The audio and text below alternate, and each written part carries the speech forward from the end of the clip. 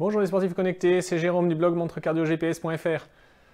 Aujourd'hui, c'est chez moi qu'on va faire cette vidéo. J'ai ici la Garmin Instinct dont j'ai publié le test sur le blog. Et vous avez sûrement remarqué qu'en plus de l'étanchéité à 10 atmosphères, donc une étanchéité à 100 mètres, elle répond à la norme de robustesse de l'armée américaine, la norme 1000 STD 810.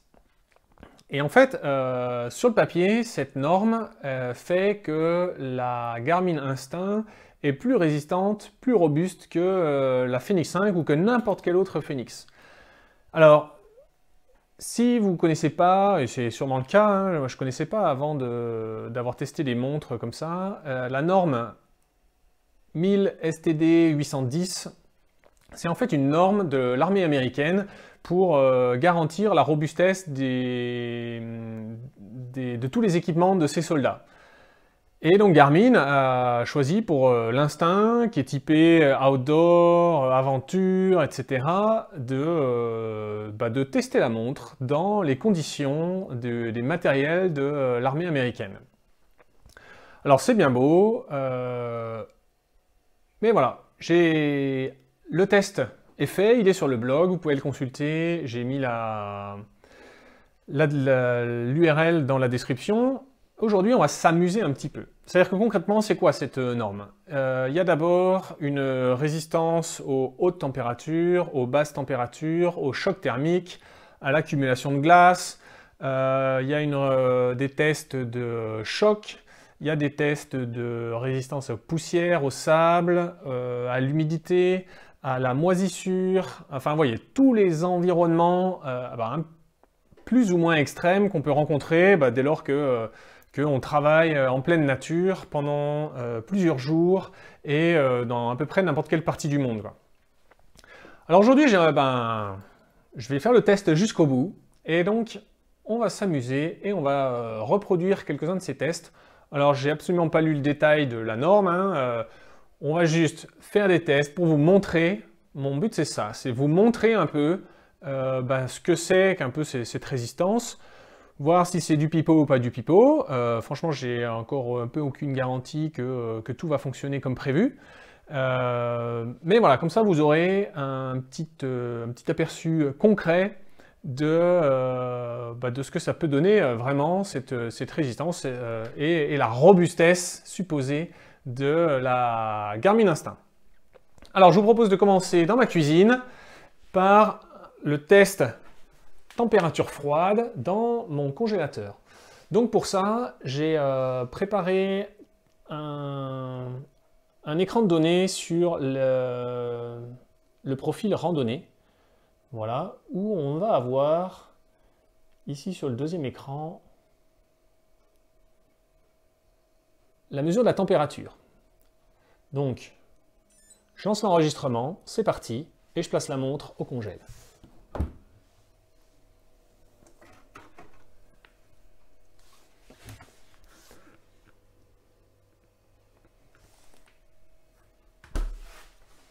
On laisse combien de temps d'après vous?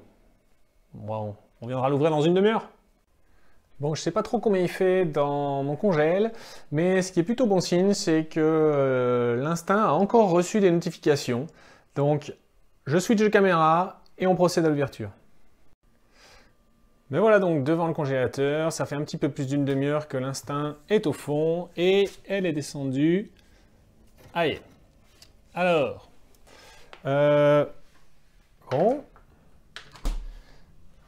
Alors, ce qui s'est passé, c'est peut-être que, vous savez, les batteries supportent assez mal le froid. Donc en fait, peut-être tout simplement qu'il n'y a plus de batterie et qu'elle s'est éteinte. Voilà, elle redémarre. Donc voilà, petite trouille. Mais l'Instinct redémarre. Donc elle a passé une demi-heure dans un congélateur à moins, je ne sais pas combien.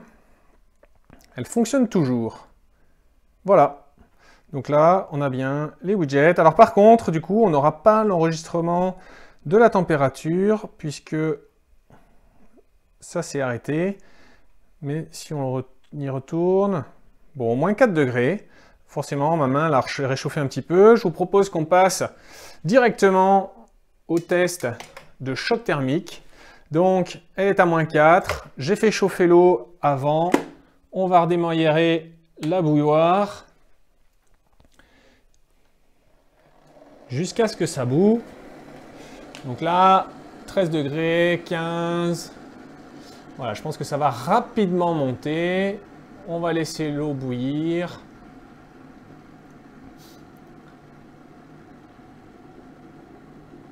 Voilà, ça bout à grosse bulle, 40 degrés. Je pense que là, si on a la montre sous le poignet, 45, on commence à avoir bien chaud. Voilà, elle dépasse 50 degrés. Et je vous propose la suite du test qui sera, donc après ce choc thermique, de retourner. Donc on est monté à plus de 60 degrés. On repart dans l'eau. Et cette fois, on fait direction congèle pour l'accumulation de glace.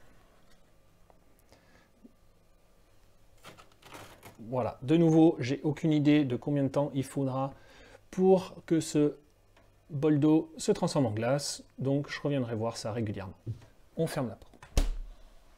Ça fait plus d'une heure et demie que la Garmin Instinct est dans le congèle. Donc, elle doit être cette fois dans un bon bloc de glace. Voilà, comme tout à l'heure, l'écran, on voit plus grand chose. Donc on va la verser là, casser le bloc de glace. Et vous voyez, la montre fonctionne toujours, elle est prise dans la glace.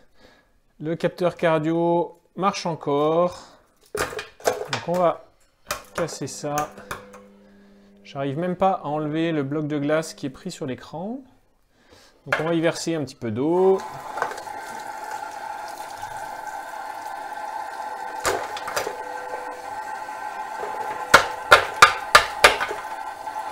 Voilà, en même temps on teste la résistance au choc avec une montre froide. Et voilà. Donc on va maintenant passer au test suivant qui est le test de choc. Bon, je viens de la taper un petit peu là.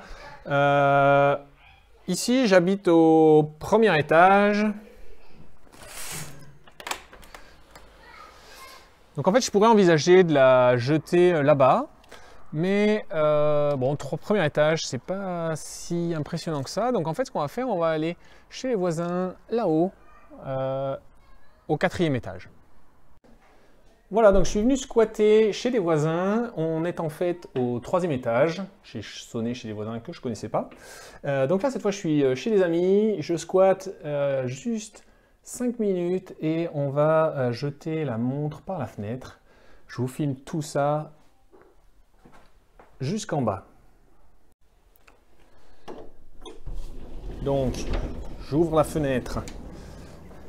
Voilà, alors il fait un peu nuit, mais voilà, vous voyez l'entrée là-bas. Oh ben c'est cool, on va pouvoir suivre l'instinct grâce à la lumière du capteur cardio. Hein, donc je vous montre un petit peu, on est situé au 3e étage. En bas, c'est du bon bitume, hein. Il n'y aura pas de terre pour amortir la chute. Et je pense que c'est le test le plus éclatant que j'ai fait. Attention, je mets l'écran vers le bas, hein, histoire d'être sûr qu'elle atterrisse pas sur le bracelet, mais qu'elle aille bien s'éclater en bas. Et puis ensuite, ben, je cours dans l'escalier pour... Ah, attendez, on va rallumer l'écran cardio, le capteur cardio, voilà. Et ensuite, je cours dans l'escalier pour aller la chercher. À tout à l'heure. Ouh, ça a fait paf. Voilà, j'ai descendu 3 étages, on voit l'instinct qui est juste là dehors. On va voir. Et alors, verdict. Chute de 3 étages, atterrissage sur un bon plat, et la Garmin Instinct fonctionne. Putain, c'est énorme. Aucun problème.